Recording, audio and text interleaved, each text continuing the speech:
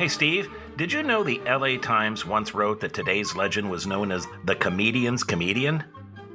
Well, I can believe that because this comic's delivery was slick, fast, and furious, deserving a rim shot after each joke. I was working at a nightclub the other night. There was a guy sitting ringside. I never saw such misery in my life, you know? Sitting there, and I'm out there singing, come on, put on a happy face. Smile, darn you. And he said, leave me alone. I said, what are you doing in a nightclub? He said, what am I going to do? My house just was sold. I blew the mortgage on it. My wife ran away with my best friend. My son is in prison. He's a thief and a dope pusher. And my daughter is a beatnik. She grew a beard. Oh. And on top of that, my factory just burned to the ground. I said, what do you manufacture? He said, good luck charms. I'm Randy Hodgins. And I'm Steve McClellan, and that was comedian, actor, and television presenter Jack Carter from an early appearance on The Ed Sullivan Show.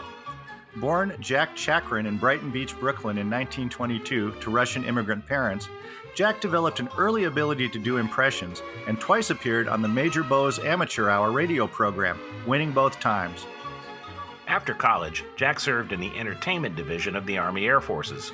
After his discharge, his stand-up skills earned him an early gig hosting the Texaco Star Theater, later hosted by Milton Berle, and then the Cavalcade of Stars, later hosted by Jackie Gleason. He did earn his own show on NBC, which was a lead-in to Sid Caesar's famous Your Show of Shows. Carter was an accomplished singer and dancer and appeared in a couple of Broadway shows in the 50s, but it was his well-known ability to deliver rapid-fire jokes with an enthusiastic intensity that really held an audience's attention. Here's an example from a Dean Martin celebrity roast. It's been a great evening, and if you believe that, Nixon's getting a third term. Oh, it's kind of a nuclear evening. I never followed so many bombs in my life.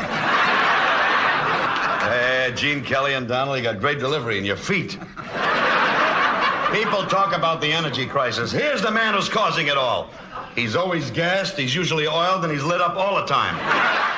In the 60s and 70s, Jack was a guest star on numerous TV shows, including comedies like The Dick Van Dyke Show, as well as dramas and action programs like Alfred Hitchcock Presents and The Wild Wild West.